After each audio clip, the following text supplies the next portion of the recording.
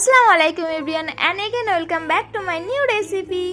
যারা গ্রামে বাস করো তারা জানো এই বর্ষাকালে খালে বিলে পুকুরে যেখানেই যাবে সেখানেই চুনো মাছের ঝাঁক দেখতে হবে। গতকাল সারা দিন ধরে রাত ধরে বৃষ্টি হয়েছে, এতই বৃষ্টি হয়েছে যে প্রচুর পানি হয়ে গেছে, পুকুরে পুরো ডুবে গেছে। তো আমাদের গ্রামে অনেক চুনো মাছ ধরেছে, সেখান থেকে আব্বু কিছুটা চুনো মাছ নিয়েছে, তাই আমি ঝটপট চুনো মাছগুলোকে বেছে চুনো মাছের ঝাল বানাতে শুরু করে দিয়েছি। যতটা চুনো মাছ এনেছে তার অর্ধেকটা রান্না করছি, অর্ধেকটা ফ্রিজে রেখে দিয়েছি, কারণ আমি আর আব্বু খাবো, আর কেউ খাবে না, তাই দুজনের জন্য এইটুকুই এনাফ।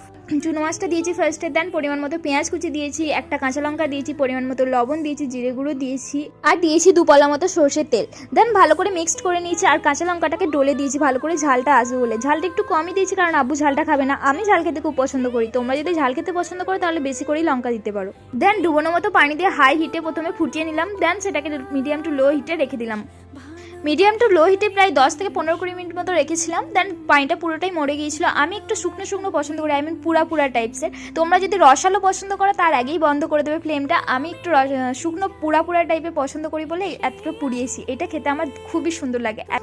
আমার চচ্চড়িটা এদিকে হতে থাকছে। তোমরা যারা আমার পেজে নতুন এসছো অ্যান্ড নতুন ভিউয়ার্স, যাদের এই রেসিপিটা ভালো লাগছে আমার পেজটাকে ফলো দিয়ে অ্যান্ড লাইক দিও।